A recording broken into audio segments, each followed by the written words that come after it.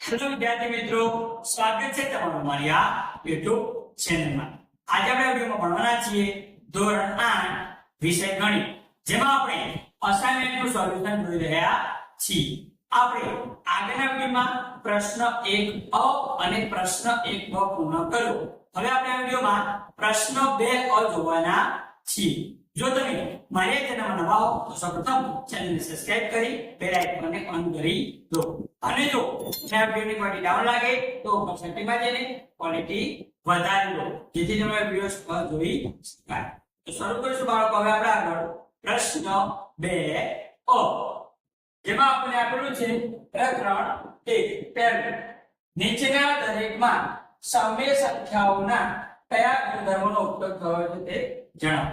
આગળ આપણને સમય સંખ્યાઓમાં કયા ગુણધર્મનો ઉપયોગ થયેલો છે આપણે જણાવવાનું છે। તો જોઈએ એમાં પહેલું 4/17 વત્તા -4/17 બરાબર -4/17 વત્તા 4/17। આમાં શું કર્યું છે?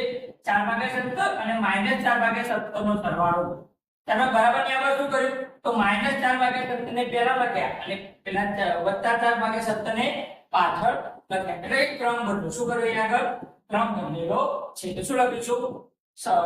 સરવાળા માટે ક્રમનો ગુણધર્મ। શું જવાબ છે? સરવાળા માટે ક્રમનો ગુણધર્મ। સરવાળા માટે ક્રમનો ગુણધર્મ। આપણે 5 + 4 કરીએ તો પણ 9 થાય અને 4 + 5 કરીએ તો પણ કેટલા થાય? 9 થાય। તેમ આ એમાં કહેવા માંગે છે કે 4/17 અને -4/17 નો સરવાળો કરીએ તો -4/17 અને 4/17 બંને તો આવે સરખો આવે। એટલા માટે આને કહેવાય સરવાળા માટે નો ગુણધર્મ। ત્યારબાદ જે બાળકો આપણે આગળ બીજા નંબર, કયા નંબરનો? બીજા નંબરનો 2/3 અને 3/3 એ સમય સંખ્યાઓ છે। તો 2/3 વત્તા 3/3 એ પણ સમય સંખ્યા હોય, એટલે કે અહીંયા બે સમય સંખ્યા આપી છે, એ બે સમય સંખ્યાનો જો સરવાળો કરવામાં આવે બાળકો, તો સરવાળો પણ કેવો થાય? સમય સંખ્યા થાય। તો આ કયો ગુણધર્મ? સરવાળા માટે સંવૃત્તાનો ગુણધર્મ। તો સરવાળા માટે સંવૃત્તાનો ગુણધર્મ। કેમ કે બે સમય સંખ્યાનો સરવાળો કરો તો કેટલો જવાબ? સમય માટે ને કહેવાય સરવાળા માટે સંવૃત્તાનો ગુણધર્મ। ત્યારે બાળકો આગળનું જોઈશું ત્રીજા નંબરનું -3/5 વત્તા 0 બરાબર -3/5। એટલે કે કોઈ પણ સંખ્યામાં જો આપણે 0 ઉમેરવાનો તો જવાબ કેટલો આવે? એ સંખ્યા પોતે। કોઈ પણ સંખ્યા હોય એમાં બાળકો આપણે 0 ઉમેરીએ તો જવાબ કેટલો આવે? એ સંખ્યા પોતે। એટલે કે જે 0 રહ્યો એ સરવાળા માટે કેવો ઘટક છે? તટસ્થ ઘટક। કેવો ઘટક છે? તટસ્થ ઘટક। તો લખી દઉં 0 એ સરવાળા માટે તટસ્થ ઘટક છે। 0 એટલું છે સરવાળા માટે તટસ્થ ઘટક। 5 માં હું 0 ઉમેરું તો પણ 5 જવાબ આવે, 0 + 5 કરું તો પણ 5 જવાબ આવે। એટલે કે 0 એ સરવાળા માટે કેવો ઘટક છે બાળકો? તટસ્થ ઘટક છે। ત્યારબાદ જોઈશું ચોથા નંબરનું મોટા કૌંસમાં -2/7 વત્તા 4/9 મોટા કૌંસ પૂરો વત્તા 8/11 બરાબર મોટા કૌંસમાં 4/9 વત્તા 8/11 મોટા કૌંસ પૂરો વત્તા -2/7। આવો આપણને આપેલું છે। શું કર્યું બાળકો? આમાં 3 સમય સંખ્યાઓ આપેલી છે। કેટલી બેટા? 3 સમય સંખ્યાઓ આપેલી છે। તો શું કર્યું આમને પહેલા બે સંખ્યાનો જે સમય સંખ્યા એ પહેલી બે સંખ્યાનો શું કર્યો? સરવાળો। પહેલી બે સમય સંખ્યાનો સરવાળો કર્યો અને ત્રીજી સંખ્યાને શું રાખી? બાદ। આમાં પણ એવું કર્યું। શું કર્યું? આ બે સમય સંખ્યા પહેલા સરવાળો કર્યો, જે પહેલી હતી શું રાખી? બાદ। એટલા માટે કે 3 સમય સંખ્યા હોય તો પહેલી બે સંખ્યાનો સરવાળો કરવાનો, ત્રીજી બાદ રાખવાનો। બીજી કેવી રીતે કરીએ? તો પાછળની બે સંખ્યાનો તમે સરવાળો કરો, પહેલીની બાદ। તો આને કેવો ગુણધર્મ કહેવાય? તો સરવાળા માટે જૂથનો ગુણધર્મ। કહેવાય ને સરવાળા માટે જૂથનો ગુણધર્મ।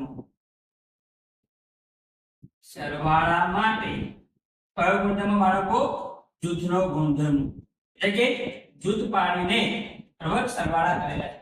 તમે ત્રણ સંખ્યાનો સરવાળો કરવો હોય તો પહેલા શું કરો, પહેલા બે સંખ્યાનો સરવાળો કરો, એનો જે જવાબ આવો એનો આપણે ત્રીજી સંખ્યા સાથે ગુણાકાર કરીએ છીએ. જોઈએ આગળ હવે બાળકો પાંચમા નંબરનો -3/7 ગુણ્યા 1 બરાબર -3/7. -3/7 ને કોની સાથે ગુણ્યા બાળકો? 1 સાથે. તો જવાબ કેટલો આવ્યો? એટલો ને એટલો. એનો મતલબ એમ કે કોઈ પણ સંખ્યાને બાળકો આપણે 1 વડે ગુણીએ તો જવાબ કેટલો આવે? એટલો ને એટલો. એના માટે એક ગુણાકાર માટે તટસ્થ ઘટક કયો કહેવાય? 1. શું કહેવાય? 1. લખી દો. ગુણાકાર માટે તટસ્થ ઘટક 1. ગુણાકાર માટે તટસ્થ ઘટક 1 છે. કયો છે? 1. ત્યારબાદ જોજો છઠ્ઠા નંબરનું મોટા કૌંસમાં 1/2 ગુણ્યા 3/4 મોટો કૌંસ પૂરો ગુણ્યા 5/9 બરાબર -1/2 ગુણ્યા મોટા કૌંસમાં 3/4 ગુણ્યા 5/9. અહીંયા આગળ આપણને ત્રણ સમય સંખ્યા આપી છે, ત્રણેયનો શું કરવાનો? ગુણાકાર. તો શું કર્યું? આમને પહેલી બે સંખ્યાનો ગુણાકાર કર્યો, ત્રીજી સંખ્યાને શું રાખી? 12. આનું આ બેનું જૂથ બનાવ્યું, ત્રીજી સંખ્યાને 12 રાખી. ત્યારબાદ શું કર્યું? પહેલી સંખ્યાને 12 રાખી અને પાછળની બે સંખ્યાનો ગુણાકાર કર્યો. તો આનું શું કહેવાય છે? ગુણાકાર માટે જૂથનો ગુણધર્મ. બરાબર? ત્રણ સમય સંખ્યાનો તમારે ગુણાકાર કરવો હોય તો શું કરવાનું? પહેલી બે સંખ્યાનો ગુણાકાર કરો, પછી એનો જે જવાબ આવવાનો ત્રીજી સાથે. આને કહેવાય ગુણાકાર માટે જૂથનો ગુણધર્મ. ગુણાકાર માટે જૂથનો ગુણધર્મ.